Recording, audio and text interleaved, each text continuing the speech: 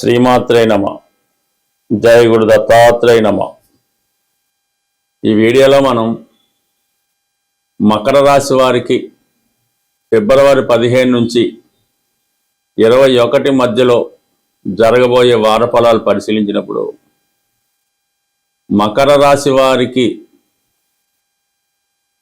ఈ వార ప్రారంభంలో రాశి యందే కుజగ్రహం ఉచ్చ స్థితిలో మంచి రుచిక మహాపురుష యోగం అనే పంచమహాపురుష యోగంలో ఉండడం వల్ల జాతకుడు సమర్థవంతంగా ధైర్యంగా రాజసిక లక్షణాలు కలిగి ఉండి ఎటువంటి సమస్యనైనా ధైర్యంగా ఎదుర్కొనే ప్రయత్నం చేస్తూ ఉంటాడు.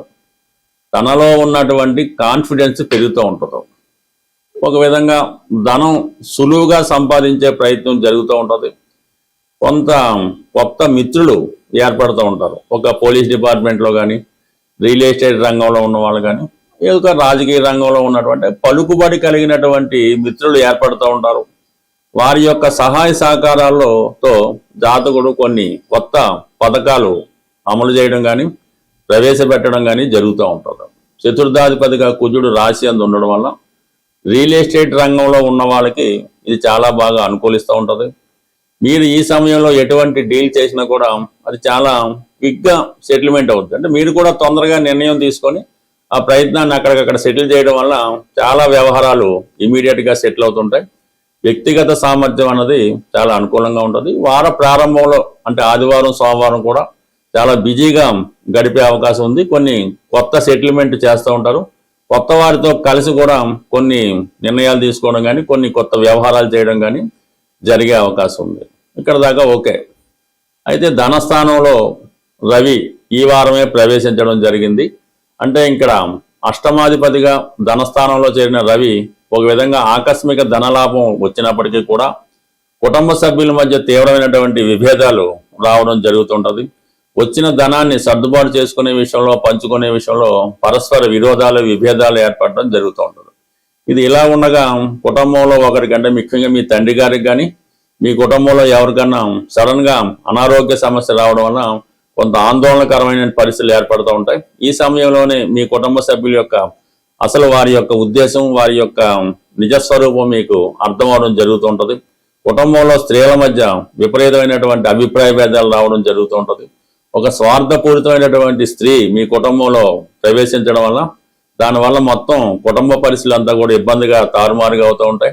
మీ కుటుంబ సభ్యుల మధ్య విభేదాలు పెట్టి కొంత చికాకులు కూడా రావడం జరుగుతుంటుంది. కొన్ని సందర్భాల్లో మీకు గతంలో పరిచయమైనటువంటి స్త్రీల వల్ల కూడా ఈ కుటుంబంలో కొన్ని కొత్త సమస్యలు రావడం జరుగుతూ ఉంటుంది. బట్ ఏదైనా సంబంధం లేని వ్యక్తులు కుటుంబ విషయాల్లో కలగ చేసుకోవడం వల్ల మీ ప్రతిష్టకే ఇబ్బంది కలుగుతుంటుంది.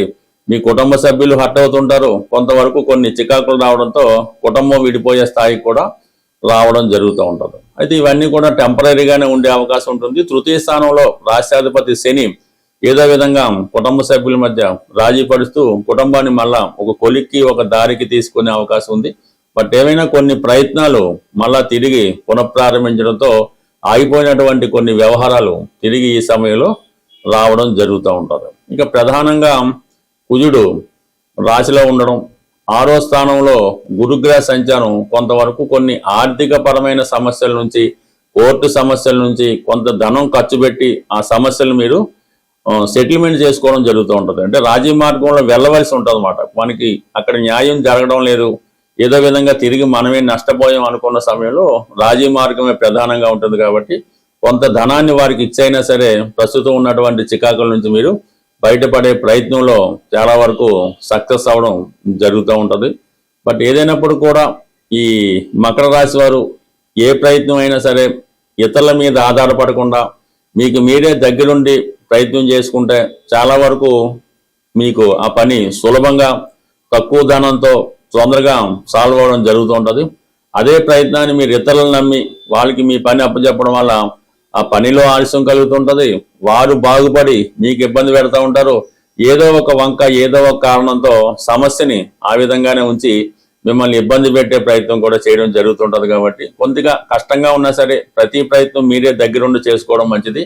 ఈ సమయంలో మీరు ఎవరిని కూడా నమ్మకుండా మీ పనులు మీరే చేసుకుని మీ నిర్ణయాలు కరెక్ట్గా తీసుకుంటే చాలా సమస్యల నుంచి, కుటుంబ సమస్యల నుంచి, ఆర్థిక సమస్యల నుంచి కంప్లీట్గా బయటపడడం జరుగుతుంది. ప్రతి ఒక్కరి జీవితాన్ని అంటే గ్రహాల యొక్క సమస్యల నుంచి బయటపడాలంటే కేవలం ఆ పరమేశ్వరుని యొక్క చేతిలో మాత్రమే ఉండడం జరుగుతూ ఉంటుంది.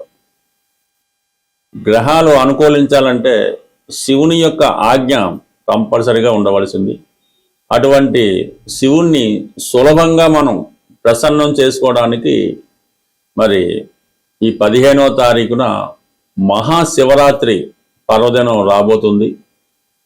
అందువలన ఆ రోజు మీరు చాలా పవిత్రంగా ఉంటూ ఏదో ఒక శివలింగాన్ని, పెద్ద పెద్ద క్షేత్రాలు పంచారామాలే అక్కర్లేదు, కేవలం సాధారణ టెంపుల్లో ఉన్నటువంటి శివలింగాన్ని కూడా మీరు పూజించుకొని దర్శించుకొని కనీసం కొద్దిగా వాటర్, నీళ్లు, శుభ్రమైనటువంటి నీళ్లు స్వామికి అభిషేకం చేసి వీలైతే ఒక మారేడు దళం ఒకటన్నా పర్లేదు, అది పరమేశ్వరునికి మీరు అర్పించడం వల్ల చాలా వరకు గతంలో ఉన్నటువంటి అన్ని పాపాలు, అంత దురదృష్టం కూడా పోతుంది. అలాగే వీలైతే ఆ శివరాత్రి రోజు ఏదో ఒక రుద్రాక్ష, 6 ముఖాల, 5 ముఖాల, 4, ఏది అక్కర్లేదు, ఏదైనా పర్లేదు, ఆ శివలింగం దగ్గర పెట్టి అంటే కొంతవరకు అభిషేకం చేయడం. కానీ మీరు అభిషేకం చేసే జలంలో ఈ రుద్రాక్షలో 5 ముఖాలు ఈజీగా దొరుకుతాయి, ఒక 5, 6 తీసుకొని వాటితో పాటు స్వామికి అభిషేకం జరిపించి ఆ రుద్రాక్షలు మీరు గృహాన్ని తెచ్చుకొని మీరు ధరించవచ్చు, ఇంట్లో మీ పిల్లలు కూడా ధరించవచ్చు. లేదు ఒక 5 వచ్చినాయంటే మీరు ధరించి, పిల్లలు ధరించి, మిగతా 2, 3 ఉంటే ఆ భగవంతుడి సన్నిధిలో పెట్టి అదే శివుని స్వరూపంగా పూజించడం వల్ల కంప్లీట్గా మీ యొక్క ఆ రుద్రాక్ష మీ మెడలో ఉన్నంత వరకు, ఆ రుద్రాక్ష మీ పూజా మందిరంలో ఉన్నంత వరకు కంప్లీట్గా లైఫ్ లాంగ్, అంటే 1 సంవత్సరం దాకా మాత్రం గ్యారంటీ. మళ్ళీ శివరాత్రి రోజు మళ్ళీ ఆ విధంగా చేసుకోవచ్చు. ఈ విధంగా సింపుల్ రెమెడీ మీరు చేయడం వల్ల కంప్లీట్గా మీరు ఇప్పుడున్నటువంటి ఈతి సమస్యల నుంచి, ఆర్థిక బాధల నుంచి, ఎటువంటి సమస్య అయినా, వివాహం కానీ ఏదన్నా పరిష్కారం అవుతుంది. అయితే పర్టికులర్గా ఎవరైతే వివాహం జరగడం లేదో వాళ్ళు ఈ శివరాత్రి రోజు పంచదారతో, ఒక 3 కిలోల పంచదార, 300 గ్రాముల పంచదారతో శివుడికి అభిషేకం చేయడం వల్ల కంప్లీట్గా మీకు తొందరలోనే వివాహం అన్నది జరిగే అవకాశం ఉన్నది. అలాగే అనారోగ్య సమస్యలతో బాధపడుతున్నవారు ఆవు సంబంధించినటువంటి పెరుగు, ఆవు పెరుగు బాగా చిలికి ఆవు పెరుగు తయారు చేసి ఒక 3 లీటర్లో 2 లీటర్లో ఆవు పెరుగుతో, మజ్జిగతో, పెరుగు కూడా ఓకే, అభిషేకం చేయడం వల్ల అనారోగ్య సమస్యల నుంచి బయటపడడం జరుగుతూ ఉంటుంది. మంచి గాత్రం కావాలన్నా, ధనయోగం కలగాలన్నా తేనెతో అభిషేకం చేయవలసి ఉంటుంది. ఇన్ని రకాలు ఎందుకు, మనకు ఐశ్వర్యం కావాలి, విభూతితో అభిషేకం జరిపించడం వల్ల కంప్లీట్గా ఐశ్వర్యం కలుగుతుండదు. ఆ విభూతిని గృహంలో తెచ్చుకొని ప్రతిరోజు విభూతి ధరించడం వల్ల సకల పాపాలు, సకల దరిద్రాలు కూడా పోవడం జరుగుతుంటది. బట్ ఏదైనా ఇది నమ్మకంతో కూడుకున్నది. అంటే శివుడి దగ్గర ప్రత్యేకత ఏంటంటే నమ్మకం లేకుండా మీరు అదేదో బూడిదని పెట్టుకున్నా కూడా కంప్లీట్గా మీకు శివుని యొక్క అనుగ్రహం తప్పక లభిస్తుంది. అవకాశం ఉన్నవాళ్ళు శివరాత్రి రోజు మరి ఆ రోజు జాగరణం, అంటే సాయంకాలం 6 గంటల నుంచి మర్నాడు 6 గంటల వరకు అది మంచి సమయం అన్నమాట. మరి అర్ధరాత్రి 12 గంటలకి లింగోద్భవం జరుగుతూ ఉంటుంది.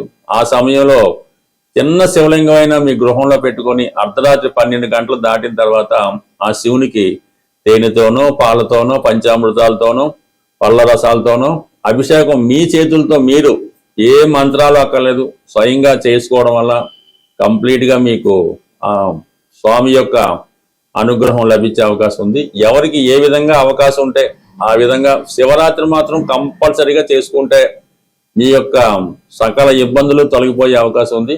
కంప్లీట్గా పాటించండి. చేయకపోయినా పర్లేదు, కానీ ఆ రోజు పర్టికులర్గా ఎవరు కూడా ఏదైనా మద్యపానం చేయడం కానీ, మాంసాహారం తినడం కానీ, స్త్రీలను ఇబ్బంది పెట్టడం కానీ, శృంగార కార్యక్రమాల్లో పాల్గొనడం కానీ, అటువంటి కార్యక్రమాలకు కనీసం ఆ ఒక్క రోజన్నా దూరంగా ఉంటే మీ జీవితం ధన్యమైనట్టే. స్వస్తి.